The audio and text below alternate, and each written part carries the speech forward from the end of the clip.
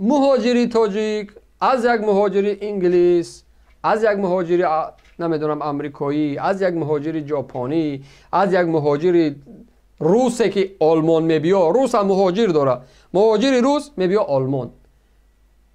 خب بیا یک بار با چشمی این جهان رو نگر، با چشمی خیرات میگه، نه با اون چشمی که اندر تو بینگری، با اون چشمی که خودت مینگری.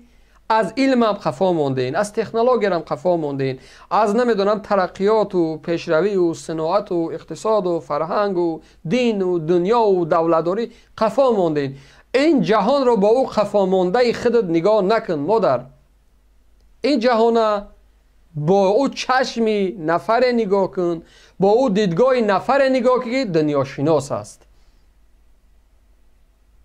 نمیشه خودت از تاجیکستان یک وجه بیرون نبرآمده است.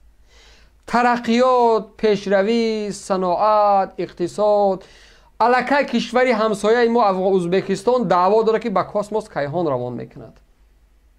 کشور افغانستان همسایه ما، کشور ازبکستان همسایه ما میگه که من دیپلم های تاجیکستان قبول نمیکنم، یعنی در سطح جهانی نیست. یعنی کشور ازبکستان امروز ده ها شرکت های تمغه ماشین سازی داره. اون هم یکی پیش از ما چند قای پیش از ما استقلالیت به دست آورده است. کشور افغانستان که در منطقه گپ داره.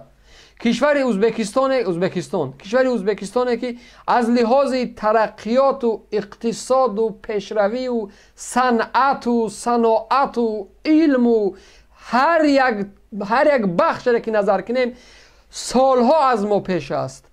لااقل با یک دیدگاه یک ازبک بیات نظر بکن، یک ازبکستانی نظر بکن، بعد میتونی بها بتی. تاجیک که مهاجر است، از تجاوز تا به تحقیر، از خیانت تا به جنایتکار ذکر کردنش، از تحقیر و ظلم و پسترین کار و پسترین زندگی و پسترین حالی که داره، تا ندیدن مادرش از دنیا در میگذره، تا ندیدن همسرش تولد میکنه، تا ندیدن فرزندش به دنیا و کلان میشوه، تا ندیدن مرگ برادرش، تا ندیدن مرگ همسرش، تا ندیدن مرگ بزرگانش، تا ندیدن خرسندی و تا ندیدن بدبختی که در اون عائله میشوه تاجیک داره. این امروز در آلمان ترک هم مهاجر است. اگر اینمیش یک ساعت پیش لازم شوه، امکانیت شد داره، شرایط شد داره، اقتصادی زورش میرسه، چیپتا میگیره میرود کجا؟ میرود وطنش. و یا اینکه اینمی حاضر اگر یک آتری از کشور اتریش اگر استریا آمده است در آلمان مهاجر است، برای با $15 تا 20 یورو چیپتای هواپیما میگیره میروه وطنش. میفهمی؟ چقدر معاملات و چقدر خط سیرها بین این کشورها است. میفهمید؟ تمام دنیا مهاجر داره. من میگم پیشرفته ترین کشور اگر امریکا است مهاجر داره. قشاق ترین کشور اگر نمیدونم کدام کشور افریقایی هم باشه مهاجر داره. من این کار نمیکنم، ولی مهاجرت و مهاجرت داره. ولی باز هم میگم جهان ترقیات، صناعت، علم، بیاین با یک دیدگاه نفری نظر بکنید که پیش رفته است، ترقی کرده است، علم آموخته است، هجرت کرده است، دیده است، پیشروی و دنیا را گشت است، آمده است و بعد رو در جای خودمون بعد قیاس بکنه. سیزانی برگشت تاجیک به روسیه میشه و نرخ چیپتا در آسمان، مناپولی دامات. سیزان زمستان برگشت تاجیک از روسیه به تاجیکستان، نرخ چیپتا در آسمان، مناپولی دامات. تاجیک برای یک شناسنامه باید پول بده، چندین هزار روبل دیگر زیادی بده شناسنامه بگیره. تاجیک میروه برای جسد تاجیک رایی کردن شناسنامه باید برای نزد سفارت زهره بکنه. برای جسد تاجیک رایی کردن باید 1000 مهاجر پول جمع کنه روانش بکنه. یک مادری که 2 فرزندش معیوب است برآمده است داد میگه مرا کمک کنین. از مهاجر من مهاجر دنیا مهاجر داره.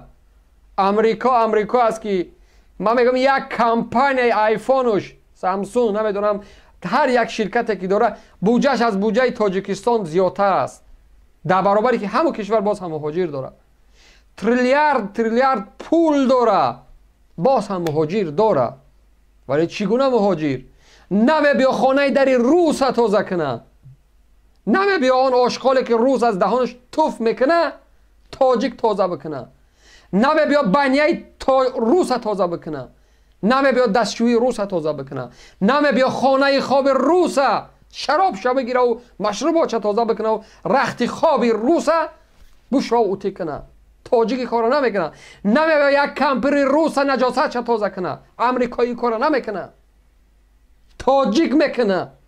تاجیک که شما گفته استین مهاجر.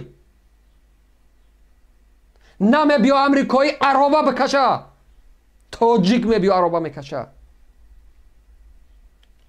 تاجیک هم مهاجر داره، تمام دنیا مهاجر داره. بله داره.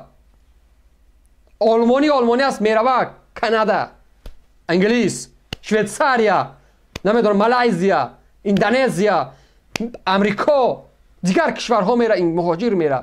ولی نمیروه ناسی دهن یک انگلیسیان، سیگاری دهن یک انگلیسیان تازه بکنه.